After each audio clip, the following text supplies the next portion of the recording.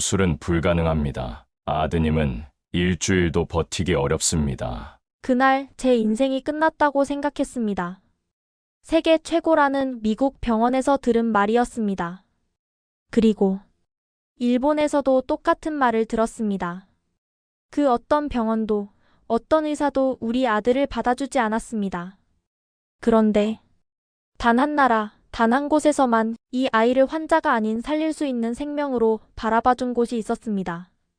그곳은 바로 대한민국이었습니다. 안녕하세요. 저는 미국 LA에 사는 수지리입니다. 올해 48, 한국계 미국인 2세입니다. 제 아들 알렉스는 올해 17살. MIT 조기 입학이 확정될 정도로 총명했던 아이였습니다. 하지만 지난 봄, 그 아이가 눈앞에서 갑자기 쓰러졌습니다.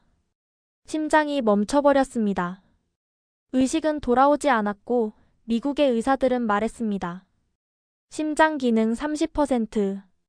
심장 이식 외엔 방법이 없습니다.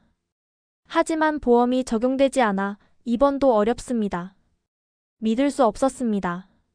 세계 최고라는 이 나라에서 의료 시스템이 돈 앞에서 이렇게 무력할 줄은. 그 순간 저는 결심했습니다. 무슨 일이 있어도 이 아이를 포기하지 않겠어요. 그때 누군가 이렇게 말했습니다. 혹시 한국은 생각 안 해보셨어요? 처음엔 웃었습니다. 한국이요? 후진국 의료를요? 그런데 그때는 몰랐습니다. 그 말 한마디가 우리 인생을 완전히 바꿔놓을 줄은요. 여러분 같으면 어디를 선택하셨을까요? 댓글로 남겨주세요. 좋아요와 구독은 또 다른 기적을 만드는 힘이 됩니다. 남편 데이비드는 미국 동부 상류층 명문가 출신입니다. 하버드 로스쿨을 나와 부유한 법률 회사에서 일하고 있었죠. 그런 그에게 한국행은 있을 수 없는 일이었습니다. 한국? 농담하는 거야? 왜 자꾸 이상한 데를 기웃거려? UCLA 메디컬도 포기했는데 거기서 뭘 더 기대해? 당신한텐 이상한 나라일지 몰라도 나한텐 나를 낳아준 나라야. 그리고 지금은 우리 아들을 살릴 수 있을지도 모를 유일한 곳이야. 하지만 그는 들으려 하지 않았습니다. 그럼 중국은? 일본은? 한국보다 100배는 낫잖아. 저는 망설였습니다. 그때만 해도 저조차도 한국을 신뢰하지 못했으니까요. 그래서 먼저 선택한 곳은 일본이었습니다. 도쿄대학병원 소아심장센터. 의료 장비, 응급 시스템, 심지어 환자 식당까지도 세련되고 깔끔했습니다. 겉으로는 말이죠. 하지만 실제 접수 후 대기실에서 6시간이 지나도 아이의 상태를 물어보는 간호사는 단 한 명도 없었습니다. 그리고 어렵게 만난 교수는 차트도 보지 않고 말했습니다. 이 아이는 리스크가 너무 큽니다. 치료가 아닌 단지 비용을 발생시키는 존재일 뿐이에요. 저는 몸이 떨렸습니다. 하지만 아이가 MIT에 들어갈 정도로 건강했던 아이예요. 지금은 약간만 도와주시면. 죄송합니다. 일본은 그렇게 감정적으로 판단하지 않습니다. 냉정했습니다. 아니, 차가웠습니다. 여러분이라면 이 상황에서 어떻게 하셨을까요? 치료를 포기하는 나라, 리스크를 말하는 나라, 댓글로 여러분의 생각을 들려주세요. 일본에서의 차가운 거절 이후 마지막 희망이라 생각한 건 중국이었습니다. 중국 상하이의 모 대학병원. 아시아 최대 규모 심장 전문 클리닉이라는 말에 마지막 기대를 걸었습니다. 정말 현대적인 외관, 최첨단 장비, 거대한 응급병동. 하지만 그것은 겉모습이었습니다. 진짜 문제는 마음이 없다는 것이었습니다. 접수 데스크에서 통역사를 통해 말했습니다. 아이가 위중한 상태입니다. 지금 바로 입원이 가능할까요? 그러자 돌아온 말. 현찰 먼저 내세요. 네? 진료비 선납입니다. 최소 5천만 원 이상 현금으로요. 보험 안 받아요. 환자가 곧 죽을 수도 있다고요. 그럼 다음 분 들어오세요. 그 순간 제 아들의 생명이 번호표보다도 가벼워 보였습니다. 병실 앞에 대기한 아이들, 그 부모들의 무표정한 얼굴들. 병원이 아니라 공장 같았습니다. 인간이 아니라 수익을 다루는 시장 같았습니다. 그날 밤 호텔로 돌아온 저는 조용히 침대에 주저앉았습니다. 의식불명으로 누워있는 알렉스를 보며 처음으로 속삭였습니다. 미안해, 아들아, 엄마가 이 세상에서 아무것도 해줄 수 없는 사람이었어. 그때였습니다. 내 핸드폰 속 몇 달 전 친구가 보낸 링크 하나가 떠올랐습니다. 한국 병원 외국인 중증 환자 수술 도와 기적 회복. 그 제목이 화면을 가득 채우고 있었습니다. 여러분은 중국 의료에 대해 어떻게 생각하시나요? 직접 경험하신 분들의 이야기도 듣고 싶습니다. 댓글에 남겨주세요. 이젠 선택지가 없었습니다. 그 어떤 것도 중요하지 않았습니다. 제가 가진 마지막 힘, 마지막 믿음. 그것은 한국이라는 단어였습니다. 인천공항에 도착한 날. 비행 내내 긴장과 두려움으로 온몸이 굳어 있었지만 활주로에 착륙한 순간 저는 처음으로 안도의 한숨을 내쉬었습니다. 한국이니까 뭔가 다르길 바랐어요. 입국 심사대에서 아이 상태를 설명하자 직원이 바로 의료진을 호출했습니다. 공항 내 의료센터에서 응급처치를 먼저 해드릴게요. 그 누구도 보험을 물어보지 않았습니다. 그 누구도 국적을 따지지 않았습니다. 단 한마디만 했습니다. 환자가 중요합니다. 30분 뒤 구급차에 실려 서울대병원에 도착했을 때 담당 의사는 차트를 보지도 않고 말했습니다. CT 찍자마자 판단 내리겠습니다. 시간이 없습니다. 아드님 살릴 수 있습니다. 순간 심장이 내려앉는 줄 알았습니다.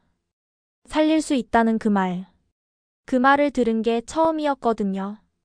진료 동의서에 서명하던 제 손은 눈물로 떨리고 있었습니다.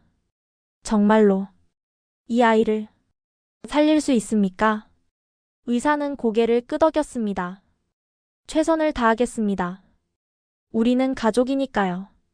이 장면에서 울컥하셨나요? 여러분이 느낀 감정을 댓글에 남겨주세요. 좋아요와 구독은 이 이야기를 더 멀리 퍼지게 만듭니다. 그날 밤 수술실 앞 의자에 앉아 기다리는 동안 저는 생전 처음으로 한국이라는 나라에 감사했습니다. 이름도 얼굴도 모르는 사람들에게서 이토록 따뜻한 배려를 받다니. 그 순간 한국 간호사 한 명이 제 옆에 조심스레 다가와 말했습니다. 어머니 따뜻한 차 한 잔 드릴까요? 저는 아무 말도 못한 채 그 손길만 붙잡았습니다. 수술은 7시간 가까이 걸렸습니다. 심장 주변의 염증과 신경을 정밀하게 다듬어내는 고난도 수술이었죠. 그리고 다음날 새벽, 아이의 눈이 조금씩 떠졌습니다. 아, 알렉스야. 엄마 여기 있어. 간호사가 다가와 말했습니다. 아이가 의식을 회복했어요. 기적이에요. 수치도 점점 안정되고 있어요. 눈물이 쏟아졌습니다. 그동안 그렇게 듣고 싶었던 말이 한국에서 들렸습니다. 입원실로 옮겨진 지 이틀째 되는 날, 아침 식사가 나왔습니다. 그리고 그걸 본 저는 또 한 번 눈물을 삼켰습니다. 따뜻한 국, 김이 모락모락 피어오르는 밥, 그리고 정성스레 놓인 반찬 2가지. 간호사가 말했습니다. 김은 꼭 따뜻할 때 드셔야 돼요. 그래야 속도 편하고 김향도 살아있거든요. 그 순간 전 깨달았습니다. 이 나라는 환자를 숫자가 아니라 사람으로 대하고 있다는 걸요. 그날 오후 간호사가 또 와서 말했습니다. 환자 상태 좋아졌으니 잠깐 창밖 산책해볼까요? 심장 수술 받은 지 이틀 만에 창밖 산책? 미국에선 상상도 못할 일이었습니다. 그런데 아이는 미약하게 고개를 끄덕였고 의료진은 그 표정을 읽고 부드럽게 일으켜 세웠습니다. 엘리베이터 앞에서 기다리던 한 간호사는 말했습니다. 우리도 아이들이 아프면 똑같아요. 남의 아이라도 마음이 아프거든요. 여러분도 한국 의료의 따뜻함을 경험하신 적 있나요? 댓글로 나눠주세요. 그 한 줄이 또 다른 누군가의 희망이 될 수 있습니다. 그날 밤 알렉스가 처음으로 말했습니다. 엄마, 한국은 좀 따뜻해. 미국에서 입원하면 보호자는 늘 24시간 긴장해야 했습니다. 식사도, 수면도, 돌봄도 모두 가족의 몫이었죠. 그래서 많은 사람들이 돈을 주고 간병인을 씁니다. 하지만 이곳 서울의 병실은 달랐습니다. 간호사들은 퇴근 시간임에도 불구하고 조용히 돌아와 아이의 상태를 확인하곤 했습니다. 어머니, 오늘 밤도 제가 한 번 더 체크할게요. 혹시 아이가 열이 오르면 바로 눌러주세요. 심지어 새벽 3시 화장실에서 알렉스가 불편을 느꼈을 때였습니다. 벨을 누르자 단 30초 만에 간호사가 달려왔습니다. 괜찮아요, 알렉스. 우린 너 옆에 있을 거야. 그 말 한마디가 제게는 그 어떤 의료 장비보다 따뜻하게 다가왔습니다. 그날 낮 병실 복도에서 만난 한 할머니 환자가 말했습니다. 나는 혼자 사는데 여기 오면 간호사들이 딸 같아. 아플 땐 돈보다 사람이야. 그 말이 가슴에 남았습니다. 아플 땐 돈보다 사람이야.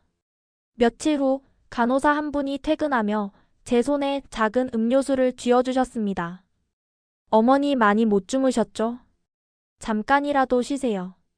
저희가 있어요. 그 말에 전 고개만 끄덕이며 눈물을 훔쳤습니다. 여러분도 이렇게 따뜻한 간호를 받은 적 있으신가요? 혹은 사랑하는 가족이 병원에서 겪은 기억이 있다면 댓글로 함께 나눠주세요. 그리고 그날 밤 알렉스는 제 손을 꼭 잡고 이렇게 말했습니다. 엄마, 내가 여기서 살아날 수 있을까? 저는 대답하지 않았습니다. 다만 눈을 감고 기도했습니다. 이 나라만은 제발 이 아이를 끝까지 지켜주세요. 수술 후 일주일이 지났을 무렵 알렉스는 눈을 뜨고 말을 조금씩 하기 시작했습니다. 산소 마스크 너머로 들려오는 그 미약한 목소리에 제 심장이 다시 뛰기 시작했죠. 엄마, 배고파요. 살았다. 이 아이가 정말 살아났어요. 그날 저녁 병실 복도에 앉아 햇볕이 스며든 창가를 바라보며 저는 처음으로 짧게 미소를 지었습니다. 그때였습니다. 남편 데이비드에게서 전화가 걸려왔습니다. 수지, 지금 너 도대체 뭐 하는 거야? 뭐라고? 한국까지 데려가더니 병원 이름도 모르는 데서 수술을 했다며? 너 제정신이야? 알렉스가 눈을 떴어. 네가 그렇게 부정하던 한국 병원에서. 그리고 지금은 밥도 먹고 걷고 있어. 정신 차려, 수지. 우린 미국인이야. 우리가 왜 그런 나라에 가서. 그 순간 저는 전화기 너머로 조용히 말했습니다. 당신은 미국인이지만 난 엄마야. 그리고 그 아이는 살아있어. 한국이 우리 아들을 살렸어. 그리고 끊긴 통화음. 그 전화 한 통화가 우리 결혼의 마지막이 될 줄은 몰랐습니다. 며칠 뒤 미국 시댁으로부터 메일이 도착했습니다. 이혼과 아이의 의료 책임 관련 협의 필요라는 제목이었죠. 그걸 읽고도 저는 아무런 감정이 없었습니다. 오히려 이상하리만치 마음이 편안했습니다. 한 아이의 생명을 살렸다는 것만으로 나는 이미 충분하니까.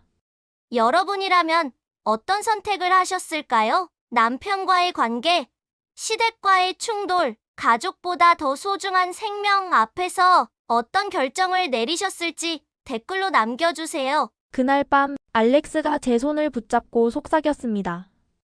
엄마, 왜 미국은 날 살릴 수 없었을까? 퇴원 후 알렉스는 재활 치료를 시작했습니다. 처음엔 휠체어에 앉은 채 하루에 몇 걸음 걷는 것이 전부였지만 한국 의료진은 기다려줬고 격려했고 함께 걸어줬습니다. 어느 날 병원 도서관에서 의료진이 마련해준 학습용 태블릿을 보고 있던 알렉스가 물었습니다. 엄마, 이거 한글이야? 응, 한국어야. 난 왜 지금까지 이 글자를 한 번도 배워본 적 없었을까? 순간 말문이 막혔습니다. 이 아이는 한국계 미국인. 하지만 한국의 말도 문화도 기억도 없는 아이였죠. 그냥 우리가 미국에 살고 있어서. 알렉스는 말했습니다. 근데 엄마, 날 살려준 것도 한국이고, 나한테 밥 주는 것도 한국이고, 이렇게 걸을 수 있게 해주는 것도 한국이야. 그럼 난 한국인이야? 그날 밤, 알렉스는 간호사 선생님에게 이렇게 말했습니다. 감사합니다, 선생님. 그리고, 사랑해요. 서툰 한국어였지만 그 한마디에 병실 전체가 조용해졌습니다. 간호사 선생님은 알렉스의 손을 꼭 잡고 말했습니다. 우린 알렉스가 진짜 멋진 대한민국 사람이 된 것 같아서 기뻐요. 여러분의 아이들도 한 번쯤 뿌리에 대해 궁금해한 적 있지 않으셨나요? 정체성과 민족성, 그 의미를 다시 느끼셨다면 댓글로 공유해주세요. 그날 이후 알렉스는 스스로 한국어를 배우기 시작했습니다. 한글 카드, 병원 선생님들과의 대화, 그리고 한국 동요. 어느 날, 그가 부른 노래는 반달이었습니다. 푸른 하늘 은하수, 하얀 쪽배엔. 그 낯익은 멜로디가 병실에 울려 퍼질 때, 전 참을 수 없이 눈물을 흘렸습니다. 알렉스는 이제 혼자 걸을 수 있게 되었습니다. 재활센터의 짧은 복도 끝까지 걷는 것이 하루 중 가장 큰 기쁨이었죠. 걷는 내내 간호사들은 한국어 단어를 하나씩 알려줬습니다. 왼쪽 오른쪽 잘했어요. 그런데 어느 날 알렉스가 갑자기 저를 보며 말했습니다. 엄마, 나 한국에서 살고 싶어. 뭐라고? 나 한국 의대 갈 수 있어? 그 말에 저는 아무 말도 할 수 없었습니다. 심장이 쿵 하고 울리는 소리만 들렸죠. 왜 갑자기 그런 생각을 하니? 엄마, 나를 살려준 나라야. 그리고 여기 사람들 날 가족처럼 대해줬어. 난 그런 사람이 되고 싶어. 누군가를 살릴 수 있는 그런 의사. 그 순간 제 마음 한켠에서 30년 동안 덮어두었던 단어 하나가 스르르 떠올랐습니다. 조국. 나는 지금까지 이 아이에게 무엇을 가르쳐 왔던 걸까? 미국 명문대, 미국식 성공, 그리고 미국이라는 프레임만이 전부라고 믿게 하지 않았던가? 그런데 지금 이 아이는 고작 몇 주 만에 스스로 한국인이 되고 싶다고 말하고 있습니다.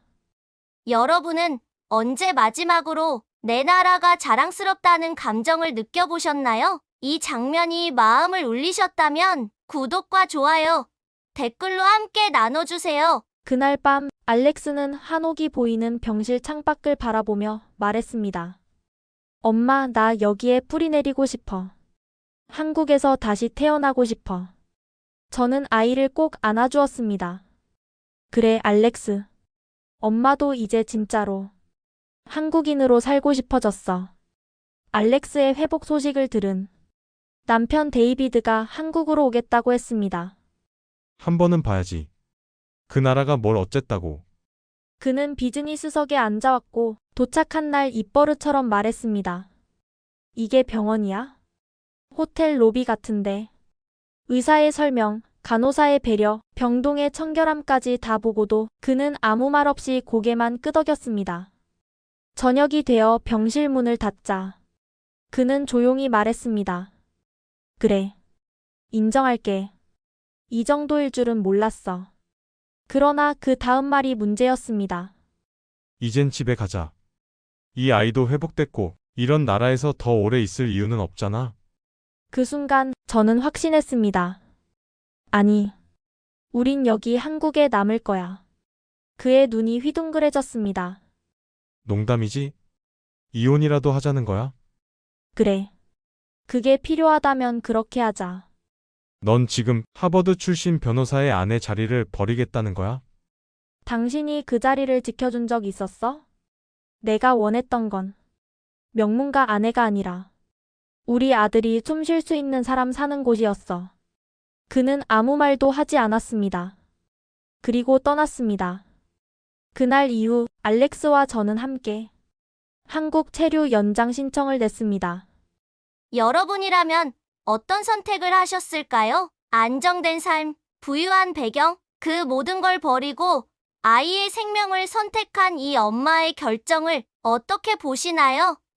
댓글로 나눠주세요. 며칠 뒤 출입국 사무소에 제출한 서류에 서명하며 저는 천천히 그러나 분명하게 말했습니다. 우린 더 이상 미국인이 아닙니다. 우린 대한민국 국민입니다. 알렉스의 심장은 회복되고 있었습니다. 하지만 검진 도중 새로운 문제가 발견됐습니다. 심장 치료 과정에서 사용된 약물로 인해 조혈 기능이 급격히 저하된 겁니다. 담당 의사는 조심스럽게 말했습니다. 조혈모세포 이식이 필요합니다. 지금 상태로는 감염에도 견디기 어렵습니다. 미국이라면 이 순간 수억 원의 비용이 들었을 겁니다. 그리고 기증자를 구하는 데만 몇 개월, 어쩌면 몇 년이 걸렸겠죠. 하지만 한국은 달랐습니다. 다음 날 병원 측에서 연락이 왔습니다. 국내 기증자 데이터베이스에서 매우 유사한 유전형을 가진 한국인 한 명이 기증에 동의했습니다. 전 그 말을 이해할 수 없었습니다. 보상도 없이요? 네, 익명으로 진행하겠다고 하셨고 기증에 필요한 입원도 바로 가능하다고 하셨습니다. 수술 당일 수술실 창밖에서 기도하고 있는 제게 간호사가 다가와 말했습니다. 그분, 수술 들어가기 전 이런 말씀을 하셨어요. 내가 줄 수 있는 게 피 한 방울 뿐이지만 그걸로 누군가가 살아나면 그게 인생이지 않겠어요? 순간 저는 무너졌습니다.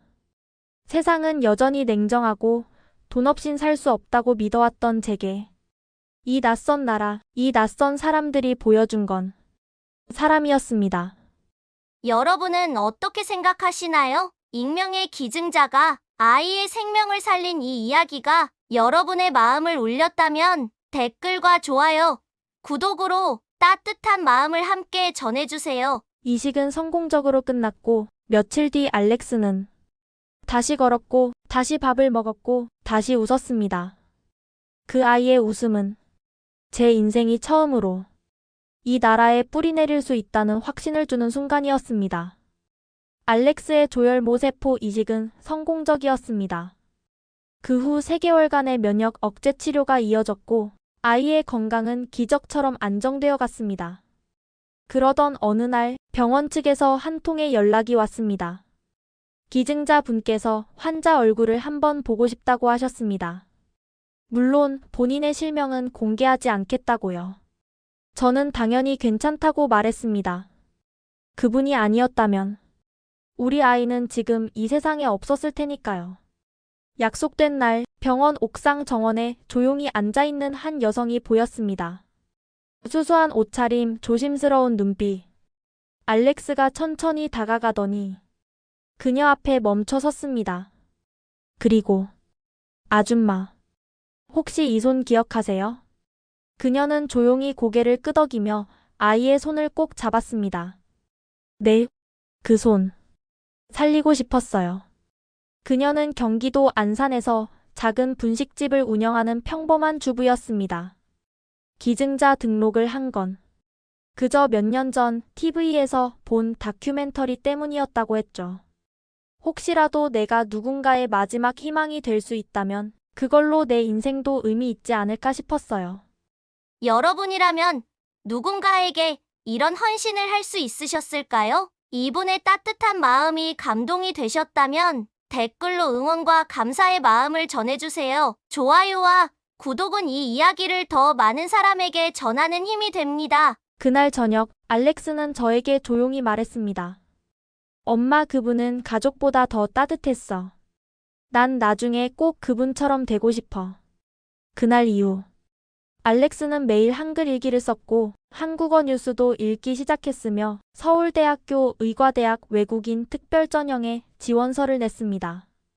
알렉스는 매일 서울대 의과대학 외국인 전형 지원서를 붙잡고 단어 하나, 문장 하나에 온 마음을 담았습니다. 인터뷰를 준비하며 그는 이렇게 말했습니다. 한국은 나를 살려준 나라예요. 그리고 전 이 나라의 생명을 지키는 사람이 되고 싶어요. 그 말에 면접관조차 한동안 말을 잇지 못했다 합니다. 며칠 뒤 서울대 의과대학에서 합격 메일이 도착했습니다. 알렉스는 아무 말 없이 저를 꼭 껴안았습니다. 엄마, 이제 나도 누군가의 기적이 될 수 있겠지? 그날 우리는 함께 떡볶이를 먹으며 세상에서 가장 조용하고 가장 확실한 축하를 했습니다. 그리고 며칠 뒤, 저는 법무부 출입국 관리사무소에서 미국 시민권 포기서를 제출했습니다. 국적이요? 한국으로 선택했습니다. 창구의 직원은 고개를 들고 저를 바라보며 조용히 말했습니다. 어서 오십시오. 대한민국 국민 수지리 씨. 그 한마디에 저는 가슴 깊이 울었습니다. 여러분이라면 이처럼 모든 것을 버리고 새로운 나라에서 새로운 삶을 택하실 수 있으셨을까요? 이 결정이 존경스럽거나 감동적이었다면 댓글과 좋아요로 여러분의 마음을 전해주세요. 그날 밤 알렉스는 제 일기장에 이런 글을 적었습니다. 한 사람의 생명을 살리는 일은 한 나라의 품격을 바꾸는 일이다. 난 이제 이 나라의 품격을 지키는 사람이 되고 싶다. 서울대학교 의과대학 입학식 날. 교정은 벚꽃이 흐드러지게 피어 있었고 알렉스는 말끔한 흰 셔츠에 한국식 교복을 입고 있었습니다.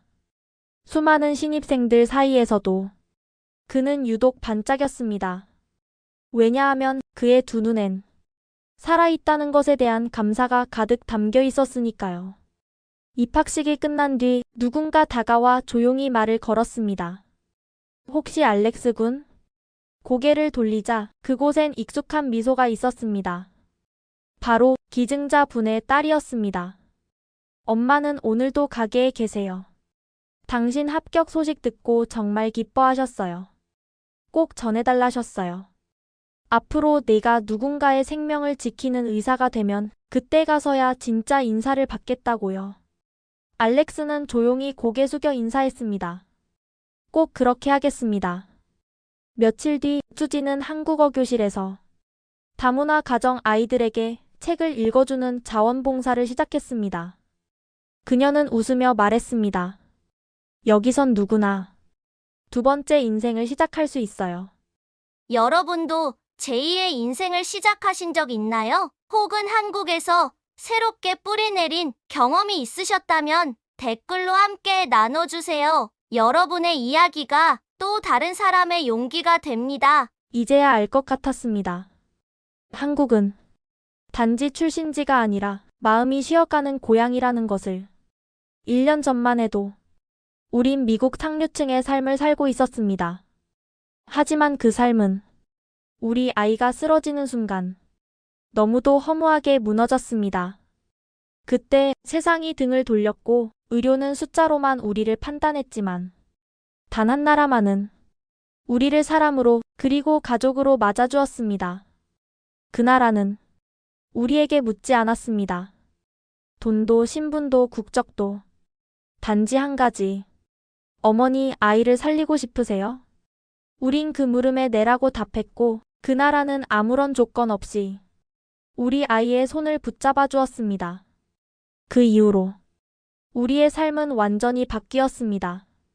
이제 저는 서울의 골목에서 아이들의 책을 읽어주며 하루를 시작하고 알렉스는 대한민국에서 생명을 지키는 의사가 되기 위해 새로운 길을 걸어가고 있습니다. 그리고 저는 확신합니다. 진짜 나라는 내 아이를 살려준 나라입니다. 우리는 이 이야기를 통해 알 수 있었습니다. 돈도 명문대도 세계 1위 의료국도 아이를 살릴 수 없었던 세상에서 단 한 나라, 사람을 먼저 생각한 나라, 대한민국만이 우리 아이의 생명을 끝까지 지켜줬습니다. 그저 숫자로 환자를 평가하는 곳이 아니라 밥을 따뜻하게 데워내주고 잠 못 드는 엄마 손을 잡아주는 그런 사람의 온기가 살아있는 나라가 바로 한국이었습니다. 한국은 후진국이 아닙니다. 한국은 단지 경제가 성장한 나라가 아니라 사람을 살릴 줄 아는 나라입니다. 이 이야기가 여러분의 마음에 남았다면 지금 이 순간 좋아요를 눌러주세요. 그리고 감사합니다. 한국이라는 댓글로 이 나라의 따뜻한 마음을 함께 기억해주세요. 여러분의 구독은 더 많은 감동 이야기가 세상에 퍼져나가는 힘이 됩니다.